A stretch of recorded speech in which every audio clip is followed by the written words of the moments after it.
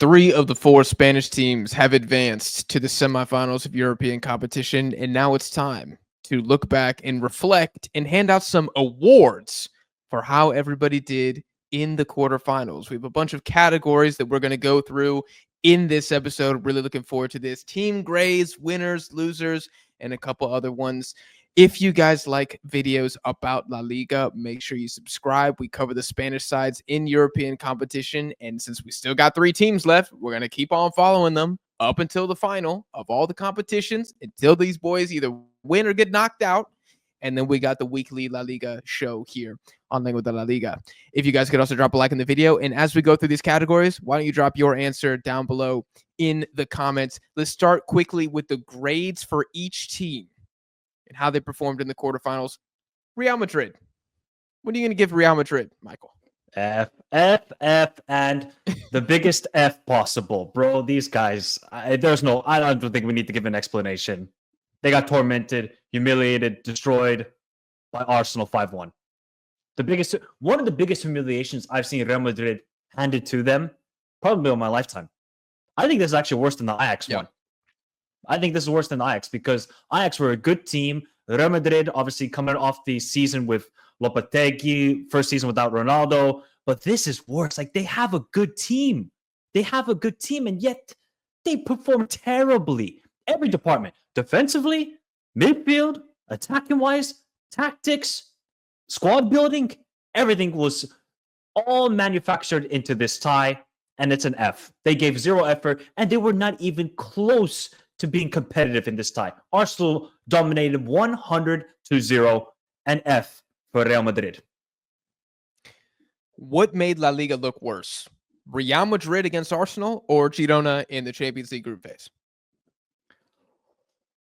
No, Real Madrid. Girona have some back into themselves because Girona is their first. Dude. Yeah, because Girona is their first ever European season. And we know what, and if you guys have followed Girona, you understood. They got decimated. Nuclear bomb settings off in Girona over the summer with all the players leaving. And they didn't. Dude, they're battling relegation right now. They're battling relegation right now, but that's because they didn't sufficiently back Michel in the summer. So I already knew heading into that Champions League phase with the fixtures they had, I knew Girona were not going to make it out of the league phase. I knew they were going to finish 25th, 26th. Real Madrid, on the other hand, you're getting humiliated by Arsenal with Mikel Merino as striker, with Jakob Kivior at center back. Easy answer for me. It is Real Madrid. I got one bullet point here. Do you think it's Girona? No, I think it's Real Madrid. That was a band. Okay, question. Good. No, it's 100% Real Madrid. I had one bullet point here. Real Madrid's best player against Arsenal was Lucas Vazquez. Period. And for that reason, it's an F. It cannot be any higher than an F. Lucas Vazquez probably created more chances than anybody else for Real Madrid. Definitely in the second leg. Cannot happen. They failed everything. Any objective they could have possibly had, they failed. Nothing else to say. Barcelona. B+. It would have been A+. It would have been A+ after the first leg because they absolutely destroyed Dortmund, and that was one of their best performances ever. The second leg, though, it was not good from Barcelona. I think Barcelona fans can agree that they did not show up in that second leg, and it was such a not really like a nervous performance, but it looked like a fatiguing performance for the players. They looked really just mentally drained and physically drained from that game. I think a B+ is fair, though. I think they were so fantastic in the first leg, and I don't want to rip them too much for that second leg because they got the job done and they advanced. So yeah, B+. I think we saw arguably Barcelona's one of their best halves of football in the first leg, and then one of their worst halves of football in the second leg. Fortunately for them, the good outweighs the bad, and they win by 2 goals in aggregate. I think B+ is fair. I don't think we should be dragging them at all for losing to Dortmund away. They look like a team that was exhausted, is fighting for 2 other trophies, and knew they had a 4-goal cushion. It is what it is. Yep. Athletic Club. A- for me. Damn, I got A minus again. Hey, bro, stop copying, bro. You're looking at my paper. What are you Hey, trying to do here? I'm saying the Real Betis grade first. All right, Athletic Okay. Club. I got A. I got A minus. Can I get my bullets and then you go? Didn't lose away. Didn't concede. A minus. How Yep. can it not be an A Yep. minus? Fully agree. I have nothing else to add. It would have been A plus if they won the tie, let's say 3-0, 4-0, and they converted some chances. If it finished 4-0, A plus, and people would have been like, Athletic Club can win this trophy. I think A minus is fair for them because the first leg still wasn't the greatest. I don't think we looked this up, but I would love to see the shots total from both legs. Surely Athletic Club were like at 45 or something like that. Yeah, They got it's 30 gotta in the be at home least- leg. I think it was around 45. Yeah. Yeah. And a missed penalty, and you still win by 2. That's pretty solid. We'll take that. All right. Real Betis, I have an A. You have So an do I. A? Jesus Christ. Do we have a screen share going on? Like, what the Hey, hell? bro. I could definitely, if people think this is some copying, I could show my notes right here that I got on my left here. Oh, my gosh. Yeah, but I got About A as the, well. Charged with plagiarism here. Okay. They could have won 6-1. Yep. They just didn't Easily. convert the chances. Could have won 6-1. Yep. No. Allowed 2 shots on target across both legs. The 1 goal they conceded, it's not like Jagiellonia did anything. It's just Mark Bartra just looks kind like he might be cooked. That was it. So I think it's an A, bro. Rotated a lot of players in the second leg. Didn't matter. Still didn't lose. Still had more shots than the opposition. A. I think it's A. Yeah. And the first leg, they were fully dominating the matchup. It could have been 5-0 if they were just converting their chances. They hit the post a couple of times. Yeah, I think A is pretty good for Betis, and Betis fans will take it. They're in the semifinal for the first time ever in Europe. How can you not? How can you not? All right, let's go on to biggest winner now. Do I go first or do you want to go first? You go first. Let's see if we have the same player. I swear to God. Fermin Lopez. Okay, good. Oh, we got different players. Okay. God. I was going to change mine on the fly. Lamine Yamal. No. Yeah, dude, I thought Fermin was good. I think he's one of the Barca players that, firstly, he should have had 3 goals. Like, if my man could shoot, he would be so good. But unfortunately, he's got like, I don't know, Abde level finishing if we want to keep it to La Liga. Just like, man cannot put the ball in the back of the net. But he probably should have had 3 goals across both legs. Probably should have had more than the 1 assist. Got the assist to the own goal, which basically kind of killed Dortmund's very, very scary and real comeback in the away leg. And I thought he was great. And I don't think he gets a lot of PR. I think if there were any casuals who aren't watching Barca week in, week out, they hear about Pedri, they hear about Gavi, they hear about Lamine, Rafinha, Ballon d'Or favorite, Lewandowski. Oh my God, he's on 30 goals, Pichichi race. Fermin doesn't get that hype, and I thought he stood out in these legs. Yeah, I would agree. Especially the first leg. I actually thought he was Barca's best player on the field. I thought it was unbelievable. His overall play. He should have gotten 2 goals in the game, and I think he would agree with that. But the wonderful assist to Lewandowski. Second leg, a little bit more difficult performance from him, but that's like overall from Barcelona. But Fermin, look, with the absence of Dani Olmo, he stepped up big time for Barcelona. Yeah, I would agree. I think he is one of the Dani Olmo or Danny who? Oh, Danny Ke? I don't know who that is. Danny Olmo. I'm not. It's not ringing any bells. Okay, interesting. Is Danny, whatever his name is that your biggest winner? No, my biggest winner is Cedric Bakambu. That's my biggest winner for Real Betis. Come on, man. This guy deserves some praise. Yeah. He is unbelievable right now in the Conference League. I mean, I could have gone for like Sunset from Athletic Club, but I think we're going to give some love to Real Betis players. Bakambu, I mean, he has scored against Vitória Guimarães in the round of 16, scored in both legs in the quarterfinal against Jagiellonia. With no Cucho, because Cucho's not registered to the Conference League squad, Bakambu's had to step up, and he has stepped up big time because Anthony's goals have kind of dried up, so you need that gunman up top. Bakambu is becoming right now. He doesn't get a lot of chances in the game, but his conversion rate, we need to check that. His conversion rate right now is scintillating. It's gotta be between like 18 and 24, something like that. Oh yeah, I feel like it's pretty top. Yeah, he does not get a lot of chances, but when he does, He is deadly, very deadly, and they're gonna need him for the next matchup as well against Fiorentina. So yeah, Bocambo's my biggest winner. That's a great nomination. And very quick side tangent. I really hate when we downplay players who don't get minutes and opportunities and maybe don't have good stats in the league, but they do really good in European competition, even if it is the Europa League or the Conference League. People are like, oh, yeah, but he's not doing it in La Liga. It's like, bro, he has a role, dude. His role, he's not Cucho. They signed Cucho for a reason. His role is, hey, bro, we need goals in Europe. Can you take us to our first ever semifinal as a club? And he said yes, scoring in every single game, scoring in both legs against Jagiellonia.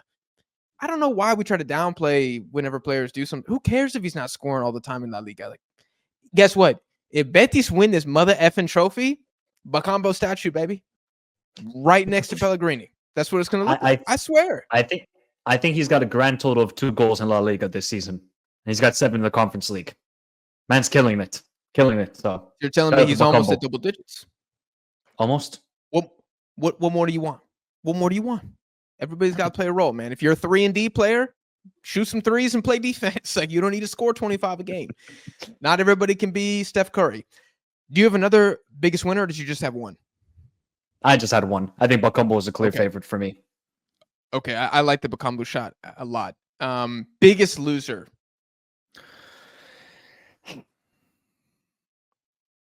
Kylian Mbappe. No, I'm sorry. This cannot be allowed. These two performances. How could I? I am the destroyer of the Mbappe fan club. This is terrible, bro. Wow. These 2 games. Disaster class after disaster class. Real Madrid didn't need to sign you, by the way. They didn't need to sign you, Mbappe. And you showed up with these 2 You got pocketed by Jakub Kivior. Saliba said, my countryman, this is easy. This is easy work for me. I don't need to do anything. Mbappe, I get it. He doesn't get a lot of chances. To me, I think he only had 1 opportunity throughout this tie. And that was in the first half of the first leg. The second leg, I don't know what he did. Combination play, nothing. All he did was a offside goal because he got it off his chest. Great, Mbappe. And flopped a couple times. And flopped a couple times. Obviously, he got the injury, but that was at the 80th minute of the game, so it didn't really matter. But Mbappe, they are signed for these moments. Who cares about scoring a hat-trick against Leganés, Las Palmas? Who cares? It's like the same thing doing in Ligue 1, scoring a hat-trick against Montpellier or Saint-Etienne or Stade Rennais. Nobody cares. All they care about is what you do in the Champions League.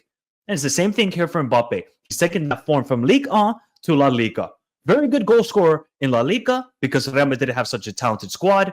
But when it goes up against the toughest opponents possible, he's flopped. Now, you could say it's the striker role, but even just his touch and overall play has not been good in these 2 ties. I think he is the biggest loser. You think he was worse than Vinicius and Rodrigo? Yeah, no. I would probably go Rodrigo is the worst, then Mbappe, then Vinny. That would be my order for the front 3. Because I thought Rodrigo was terrible. Rodrigo is my biggest loser. Okay.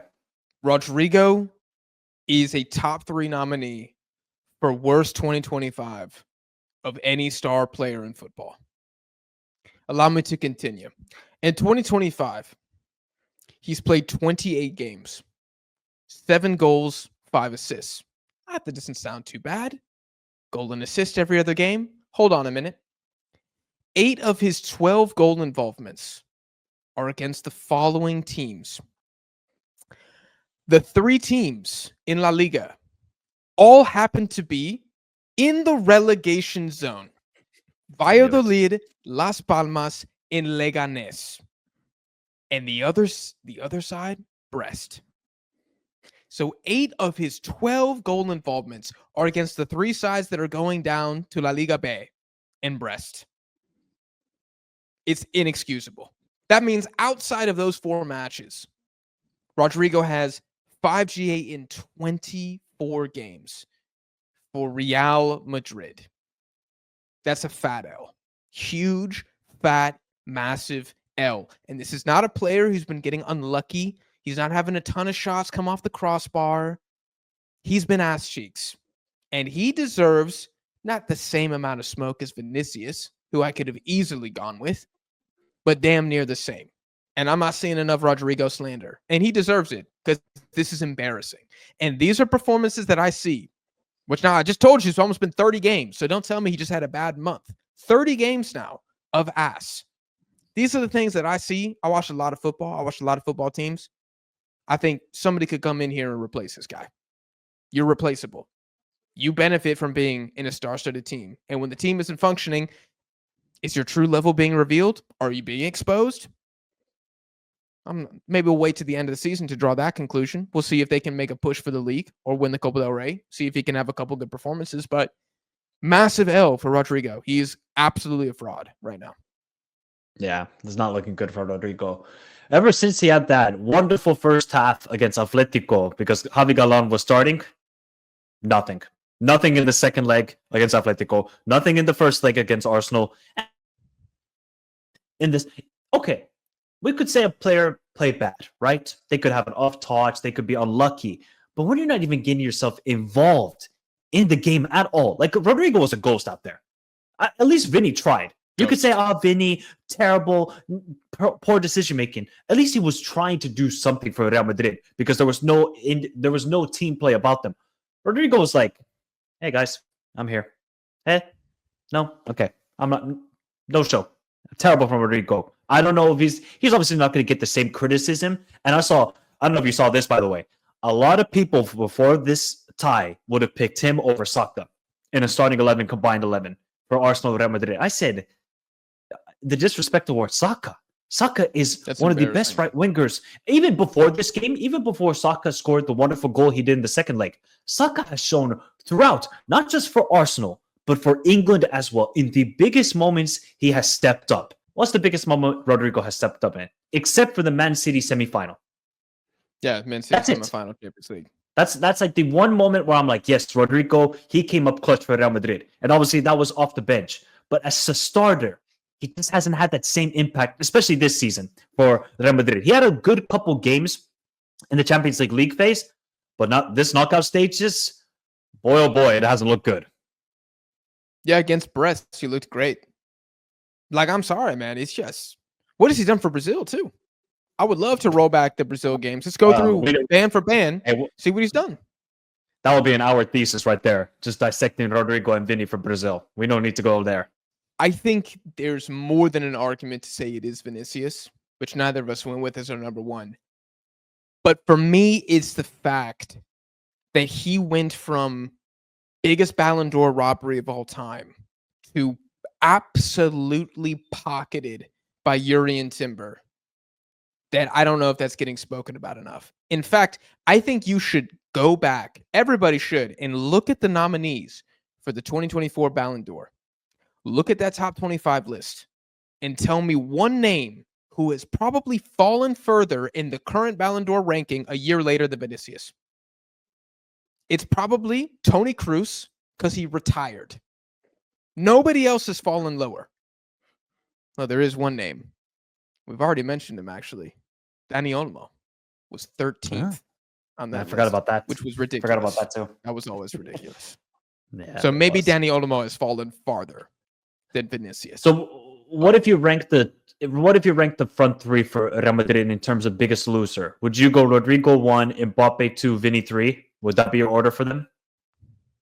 No, I would go Mbappe last. I'd go Rodrigo. Oh, for me personally, I'd say Rodrigo, Vini, Mbappe. For the world, I would say Vini, Rodrigo, Mbappe. I think Mbappe, you could still say, like, you just got there. This is supposed to be Vini's team, bro. Rodrigo's been there for what, 5 years? It's like, come on, man. But that's the reason why personal impact. But that's the reason why they signed Mbappe, because they just need that star guy right now. Because when they lost Benzema, Vini showed up, Rodrigo showed up, and then obviously Postolo off the bench showed up. But they went to go get Mbappe. Mbappe, you're brought into this team, a Champions League winning team. Vini has credit in the bank. Rodrigo has credit in the bank. All of these players have credit in the bank.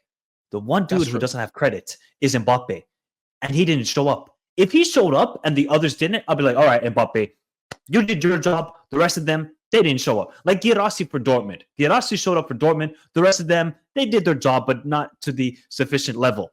Mbappe did nothing to drag his team through a difficult situation. Nothing. At least I'm going to give a credit to Vinny. Vinny, you've had a poor 2025. I think he can step up next season. Same thing for Rodrigo. I'm looking at Mbappe funny now. I can't lie. Even though he's scored all these goals in La Liga, it's just something about his performances that don't scream a good player right now. I'm actually a great player. He's still a good player, but great players, that's a Saka right there. Saka showed up when his team needed it most, and Mbappe didn't do it. I don't necessarily disagree, but I still think personally Mbappe influenced the game more so than Vinicius and Rodrigo.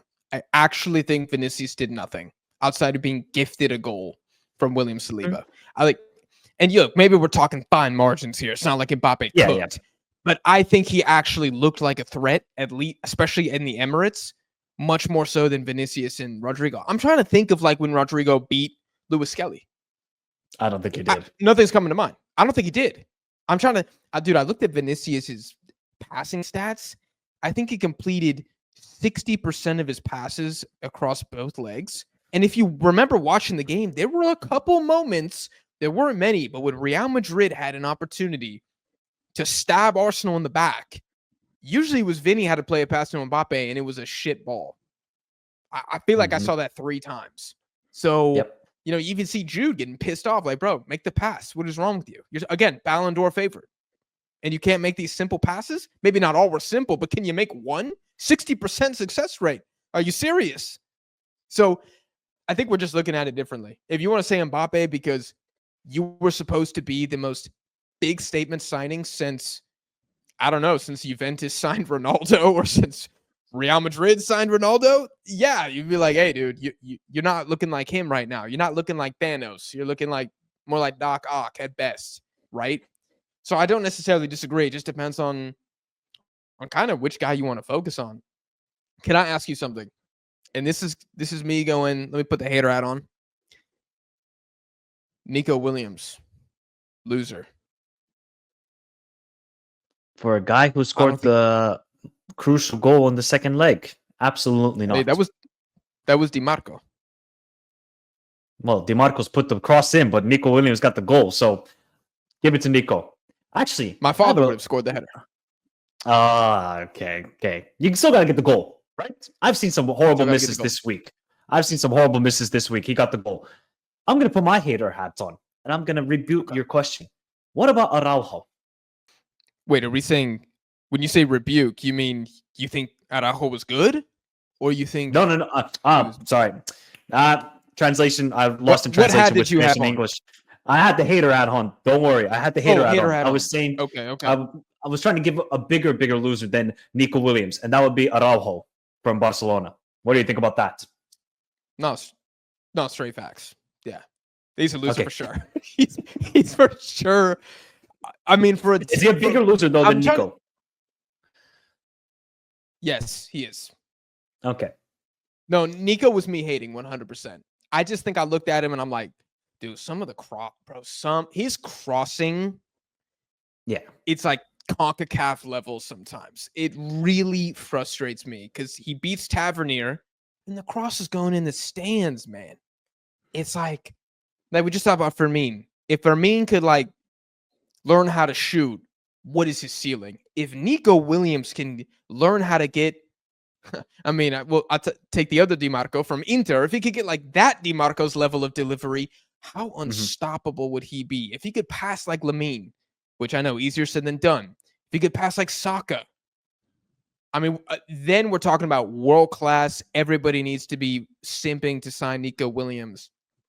I think for me, it was a loser relatively because we've kind of followed this narrative, him versus Lamine, him versus even Desiree Doué, some of the Barcola, some of these young, like really, really young, next gen wingers. Dude, he's firmly beneath all of them. Is that fair to say? Yeah, I would agree with that. I would agree. Okay. How old is Nico? 21? 22? 21? Yeah. Somewhere around there. Okay, so we'll go U23 wingers, star boys. You'd have Lamine, Doué, Barcola ahead. Is there another guy that gets in there ahead of him? Saka. Or are we going... Is Saka younger than 23? Yeah, he's I think 21 and 22. Saka. That's what people forget about Saka. He's young still. Jesus Christ. Okay, I thought he was 24. I thought he was still young, but 22. Yep, 23. So he's 23. Okay, all right. So if I'm being even more of a hater, he technically isn't a U23. But okay, granted, we'll go U24 then. U24's Saka ahead of him. I think that's fair. Saka is definitely ahead of Nico Williams, like hands down, actually. It's I just, would agree. I feel like after the Euros, there was hey, man, he might be the second. There might be, he's definitely top 3. Is he better than Yamal? I don't know who was saying that, but any of those whispers, I think they're just going down. And it's not just because of this leg, it's because of the season overall. If my man goes to I don't know, you're Spanish, bro. You're supposed to be a passing god. That's like the DNA of your national team. If he can just get that as part of his bag, he's unguardable. He's unguardable if he can do that. You combine the dribbling and the goal scoring of Nico Williams with the playmaking of Alex Baena, you got an unbelievable player. Unstoppable, bro. That's all that Nico Williams needs to do. He needs to watch film of Alex Baena week in and week out and see his decision making and where he puts the crosses into. That I will agree with. That's the downfall for Nico Williams. His decision making and crossing is abysmal. It really is abysmal. If he can improve on that, he will be an unbelievable footballer. But he still beats his man in one-on-one situations. He's still such a good player. He did that even today. But like you alluded to, he beat Tavernier a couple times, but couldn't complete that final pass to either get it back post towards Sanabi or a cut back towards Sunset. That will, I don't think he's going to develop that, by the way. I think already when you're 23, 22 years old, that you can bring slight improvements to your game. But that sort of footballing IQ, you got to have it from a young age, I think, to stand out from the others. And Nico, he will be a brilliant player, but just that small margins that will not get him to the top, I believe. I think that's fair. Maybe when he gets older and his athleticism fades a little bit, kind of like what we're seeing with Inyaki's brother right now. Like Iñaki has no choice but to be a smarter footballer. Any athlete does this, right? Like when your athleticism goes, it's like, hey man, I can't be going for dunks every single time. Like I gotta, I'm going off the backboard. I'm doing the post fadeaways. I'm doing the Kareem dream shake type stuff. I think Nico Williams will eventually get it, but if he can learn to pass, like you said, he will genuinely be one of those guys who could carry Spain to another title, something like that. Just an absolutely unplayable figure. So I am hating a little bit, but it comes from a place of love. Player who looks like they need a new team. Can I go first? Go ahead. Do I take the layup? I'll take the layup, and I'll let you be the creative football hipster here. Araujo from Barcelona. Absolutely. Okay. What team does he need to go to, though? This one, Botafogo. You know what? Actually, sorry. It's the team that looks like Botafogo. It's Juventus. Juventus. You know what? I was thinking of a different team, and it's a bit close to your heart. I was actually thinking Atleti or Tottenham Hotspur. I think it was one of those two. I can't lie. I think Araujo would have cooked at either one of those two teams. If you put Araujo on Atleti, where he's just allowed to defend, he could be an elite defender. Elite. But a ball-playing sort of center back, that's where it's going to be Araujo's downfall. And we kind of saw that in this game against Dortmund. And I think throughout this season, you kind of seen him a bit vulnerable in this style of play. But when he's had to defend in these situations, he still is so good at it. Very physical defender, aerially pretty decent. Obviously, he had that horrible clearance against Dortmund, but I still think Yera Martin shouldn't be getting beaten that easily by Duranville. So, yeah, it looks like he probably needs a move. And is that going to happen? I don't think Juventus are going to come back, though. Remember when Juve had a bid of like 50 million in the winter transfer window? I bet Barcelona are thinking to themselves, man, we should have accepted that now. Nobody bids 50 mil for Araujo outside of the Saudi Pro League right now. Respectfully. Yep. And Jose made the same point. I think he and I came to the same realization. We were like, you know who Araujo should play for? Atletico. And I do think he's a better defender than Longley. So I think he would walk in. I think he's I mean, don't even compare him to Axel Witsel, for the love of God. Atleti need center back help, and I think he would be really, really good on a team like that. Even if he wanted to go to Getafe, just let him wreak havoc. I think he would be a beast for Bordales at Can you Getafe. imagine seeing Araujo and Alderete on the same team? Oh my God. Ain't no team scoring 2 goals past Getafe. Ain't no team. That's kind of scary, actually. Mm. That's got to be top 5 most intimidating center back duo. That in is world like football. Ryan Shawcross with Stoke City.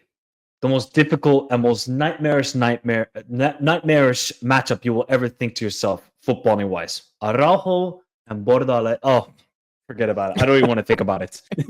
Yeah, we're about to throw up on the video here. Okay, who's yours? Vinicius Jr. Saudi Arabia? Al Hilal, 210 million. I think Madrid are going to take it. I really Holy do. hell. I think those rumors are going to start conjuring up. They're going to get louder. Then they're going to get louder. And Vinny's going to be tempted. He's going to think to himself, do I actually need to be at Real Madrid anymore? I've won a Champions League with them. I should have won the Ballon d'Or. According to him, he should have won the Ballon d'Or. You guys clearly favor more Mbappe. You want to make him the star boy, whereas I've delivered for you guys. I'm not feeling love.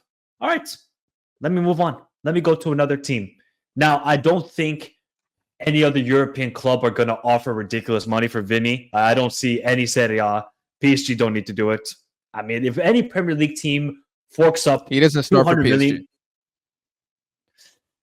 Okay, I'm not going to go that far, but He still would start for PSG. He still would. They can attack me in the comments.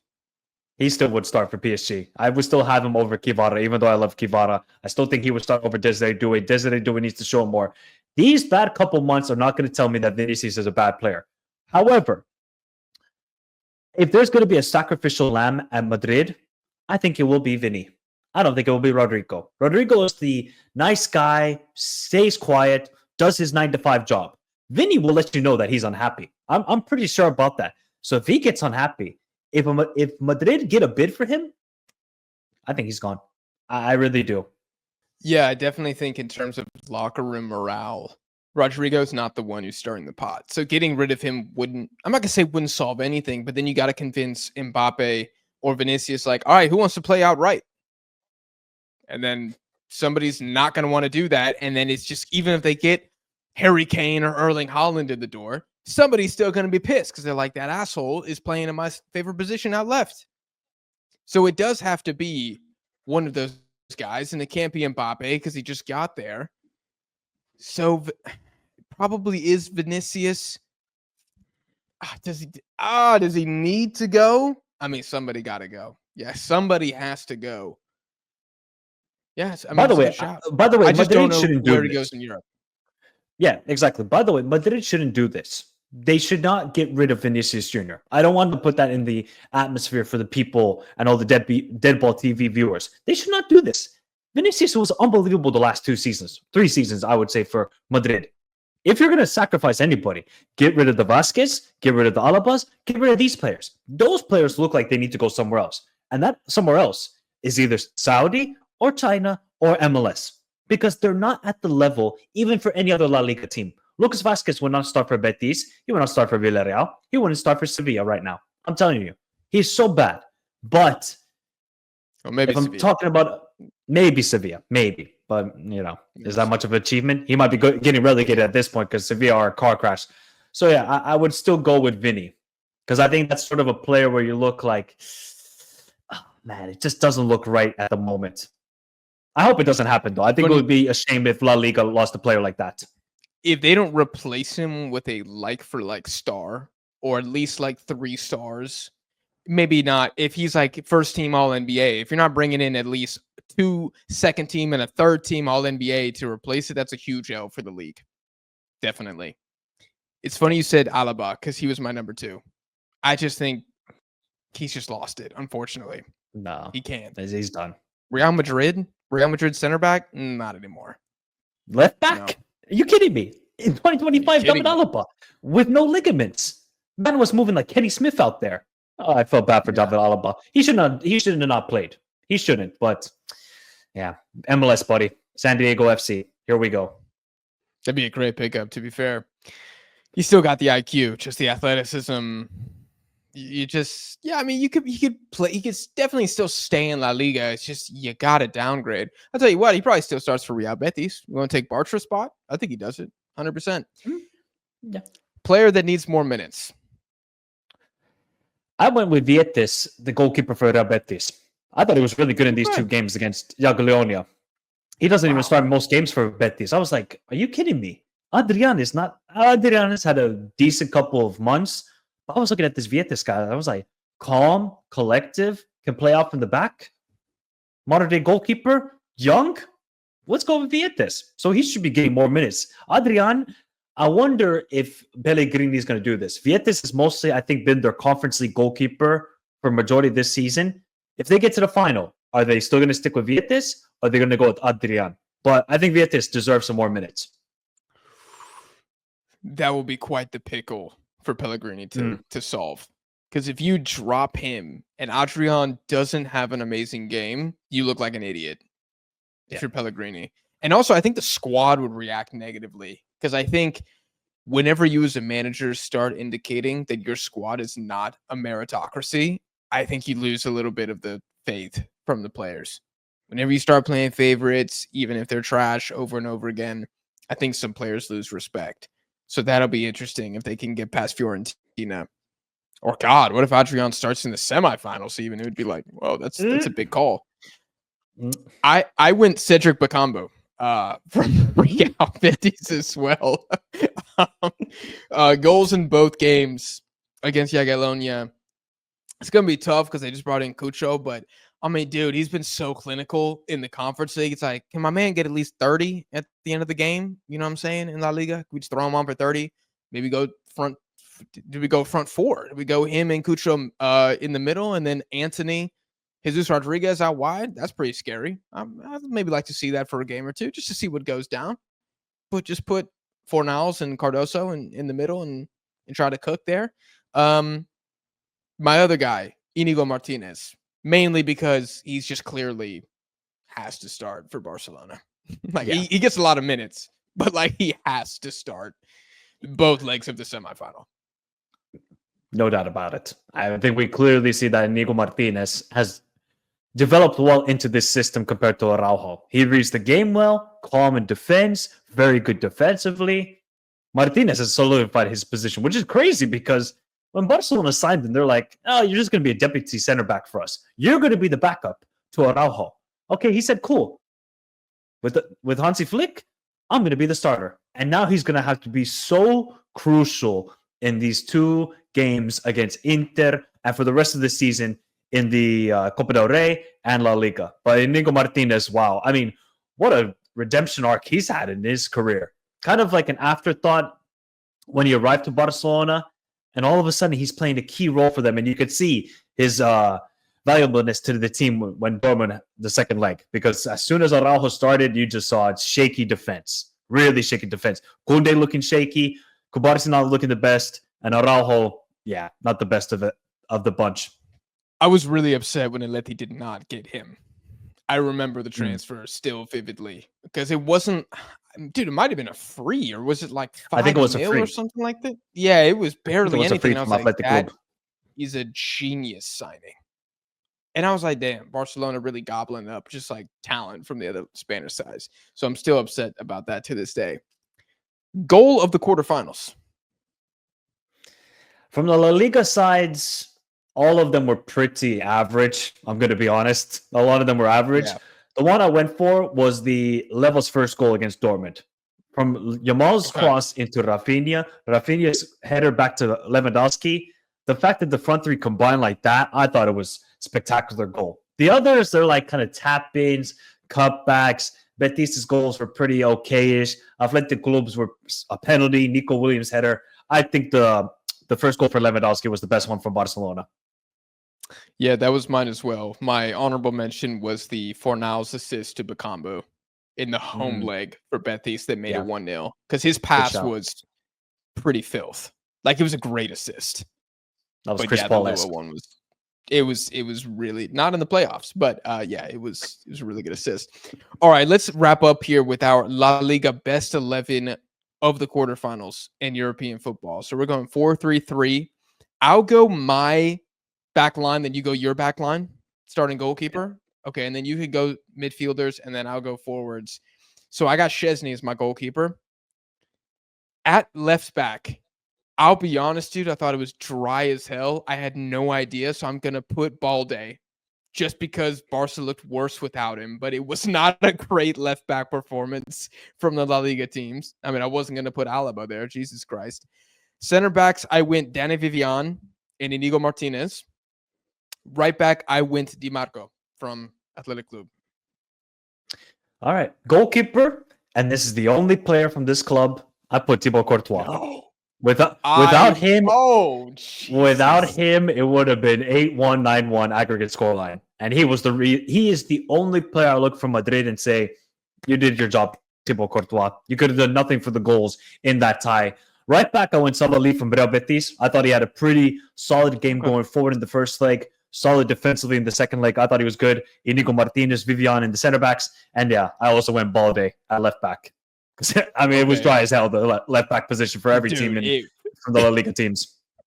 It was when bad. we do our left back of the season for La Liga, hit subscribe. It's so dead. Like the position is just dead outside of Balde. Very interesting.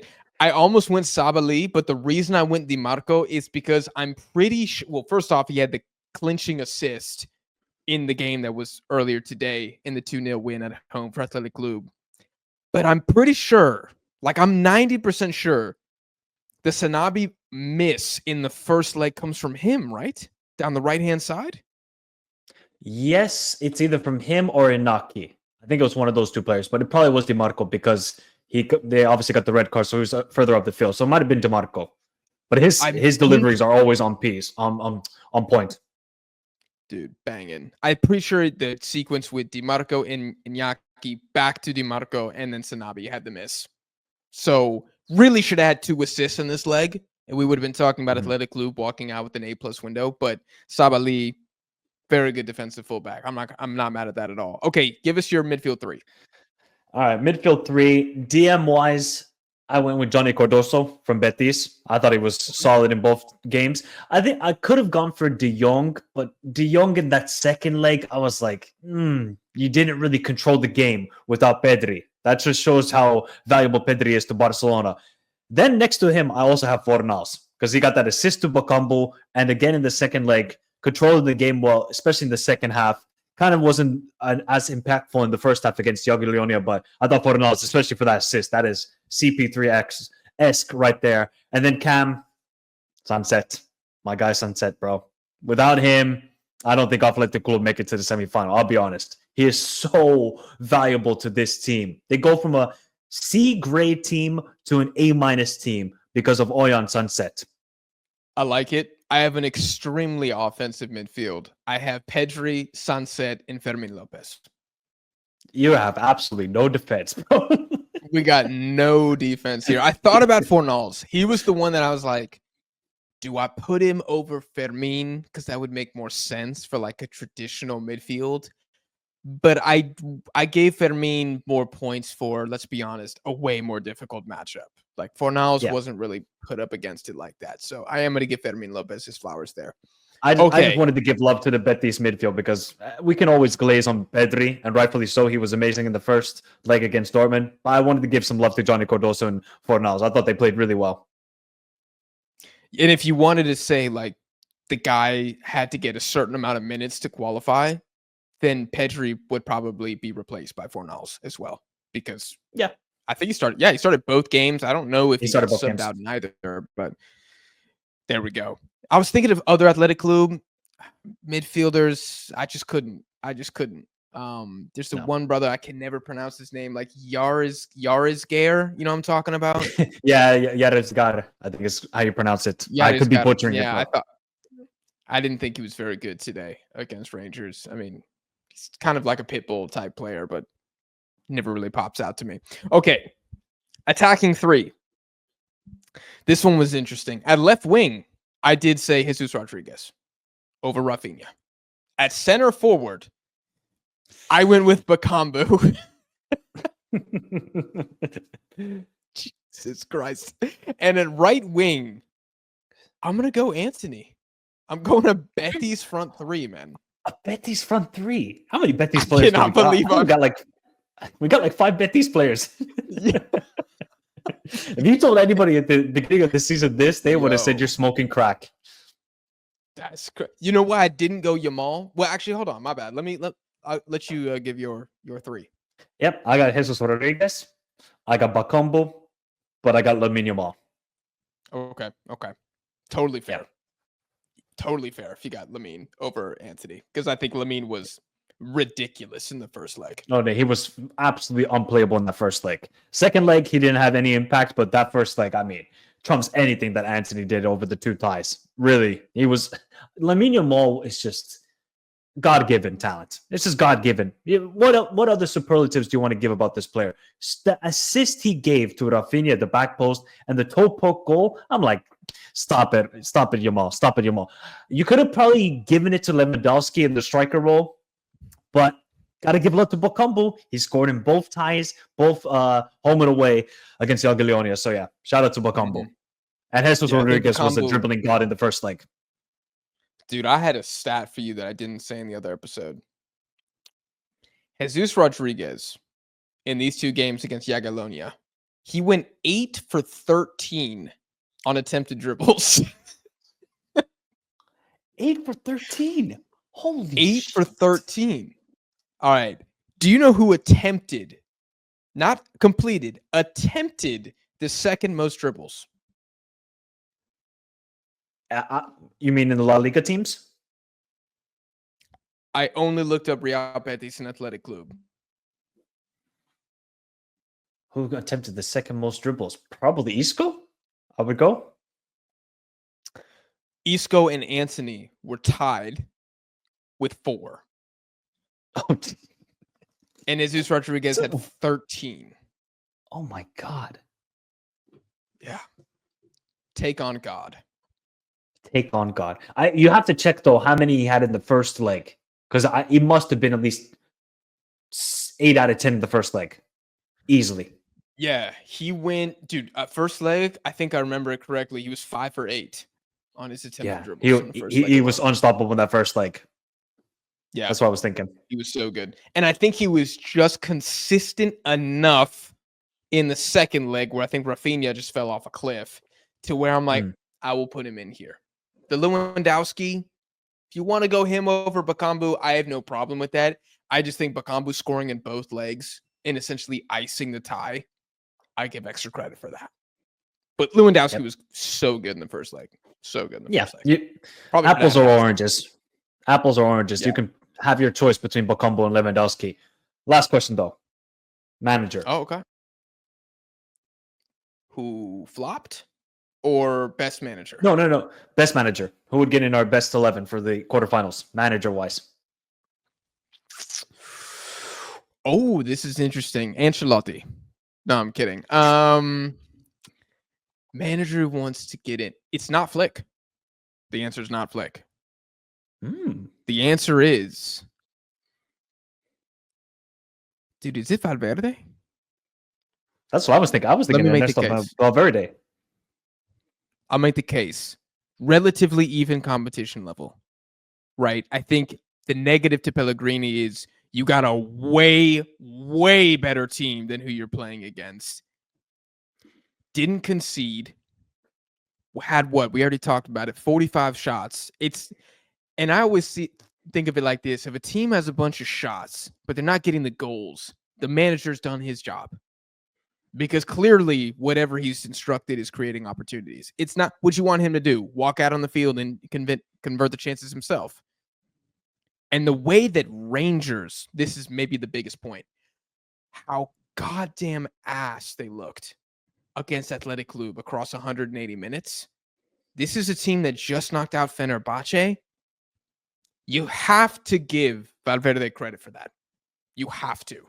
Whereas I think in Dortmund's case, they looked very scary at home. Like I was honestly, I was a little nervous because I said I would go on a spiritual journey if Dortmund came back against Barcelona. I was gonna have to shave my head, go full Avatar: Last Airbender, and walk Nepal barefoot, like in the snow. Right? You guys were not gonna see me for 2 years. We would have And had to document that.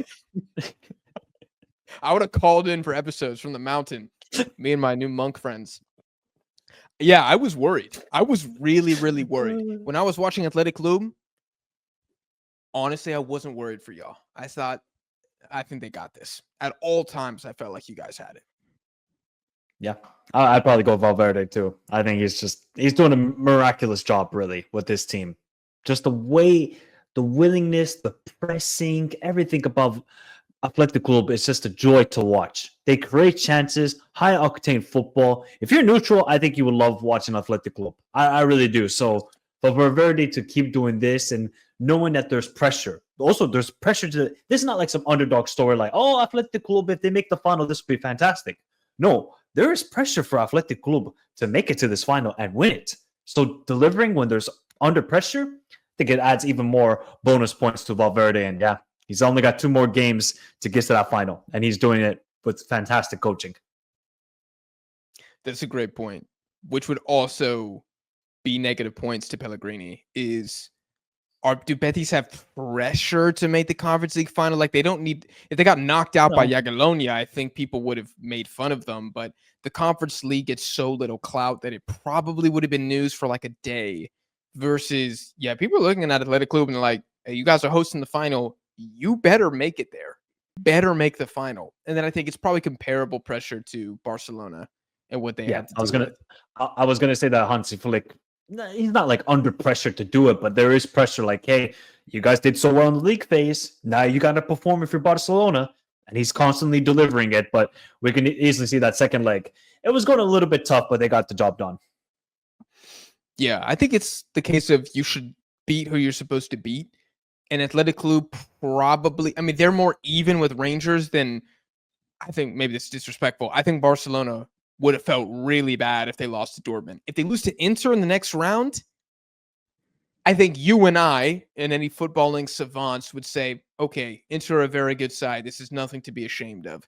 But if they lost to Dortmund, as good as they've been in Europe compared to the Bundesliga, with how amazing Barcelona have been this year, that would have looked really, really bad. It would have been sour. But also, it would have looked bad for Athletic Club if they lost the Rangers at home. That is inexcusable in my part. True. Yeah. No, I think that's why those two probably had the most pressure.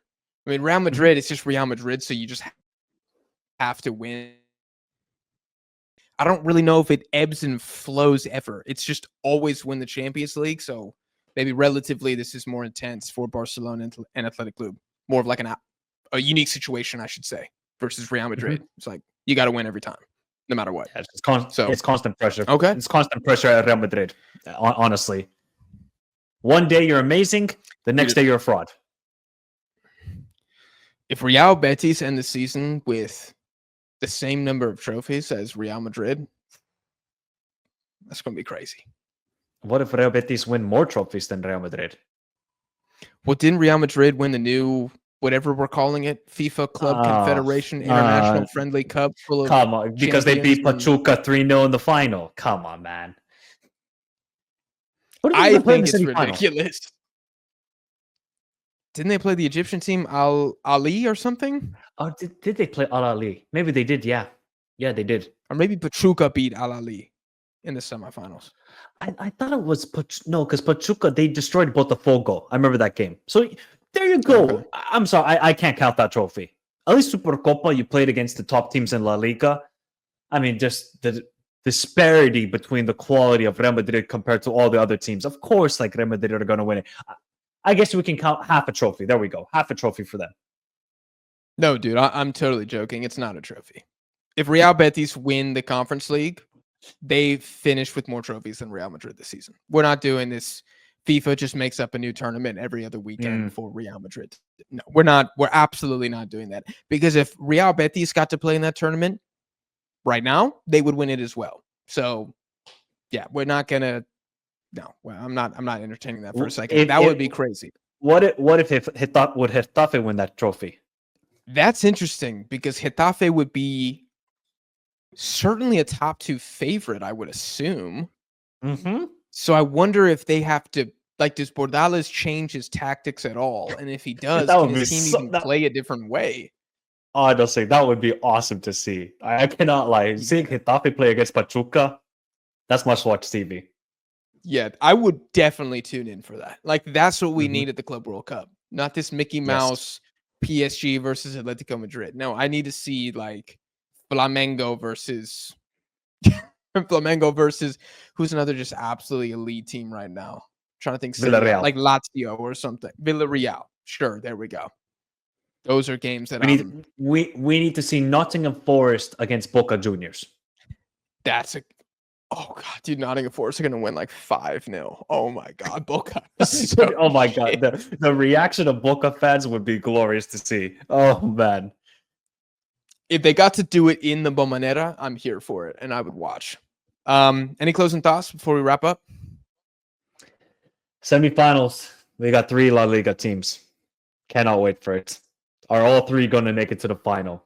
That's the biggest conclusion Oh for me. my If gosh. all 3 make it to the final, La Liga might be back. Even if they lose the finals, I'll be like, there's a stepping stone for this Yes. league. There's some positivity. Now, their boss, don't ruin it.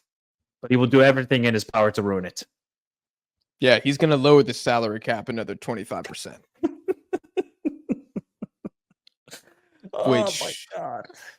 so many teams are cooked. I've been reading about Sevilla and like how they're Oh, they're basically fucked. financially castrated right now. They can't do anything. They're So fucked. yeah, I think they got like we'll see 100 what million happens in in the debt or upcoming. something like that, if I'm not mistaken, Sevilla. Well, look, man, they're not making Europe anytime soon to get any influx of cash to pay that off. Like, I don't know. I Dude, really they're don't know fucked. what the solution is there.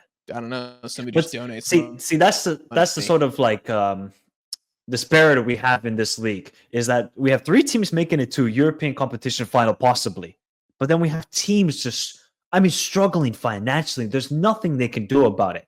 There's nothing unless some outside investor comes to save Sevilla, which hopefully they do, and somebody goes save Valencia. Because if those clubs get saved, then there can be more enjoyment. Then there can be a little bit more parity in the league. Even though it's been a very good season in La Liga, I think this is such a good stepping stone for this league because nobody in the conference. I mean, La Liga have done nothing in the Conference League, nothing. And the only team in Europa League has basically been Unai Emery and Sevilla because Unai Emery obviously won the Europa League with Villarreal. Now we have Athletic Club and Real Betis making it to European finals. Come on now, this is exactly what the league needs. Now, are we expecting them to do their best in promoting these sides? That's another discussion right there. Yeah, it shows what could be potentially, what the potential of this league could be. Because if we had like 2010 Sevilla and 2010 Valencia in this current La Liga, oh my God, the top 4 battle would go so hard. There would be at least 8 teams that you could say are good sides and could play Champions League football. You could say that right now. Yes. Yes. We would have Then not you had sprinkle then Girona. you sprinkle in a little bit of Deportivo La Coruña there too. Oof. Mm-hmm. The league is back. But we The know league that is ain't so happening. not unless they get a new president, or I don't know, maybe a couple of trophies in Europe this season could change something, but we're gonna have to Hopefully. wait and see. And we'll see Guys, if we we will be predict them exploring as this well to topic win more. the trophies. Yeah. Now, if we go 0 for 3 in the final, well, then I mean we're still going to drop a vid for that, but it will be much more of a Therapy sessions. a therapy session. It will either be like insane bragging or therapy sessions dropping here on the channel. So for you guys not to miss that, make sure you are subscribed. We're going to be doing similar exercises like what we just did for the quarterfinals, for the semifinal, for the final, and then probably one big ass episode for European football overall. We'll come up with some other fun categories for that game, for that video that we didn't get to in this one. So that should be a really good time. If you guys enjoyed this video, make sure you drop it a like. Also, make sure to follow Michael. The link to his channel and his social media is in the description of this video. We hope you enjoyed this episode, and we'll see you guys on the next episode of Lengua de la Liga.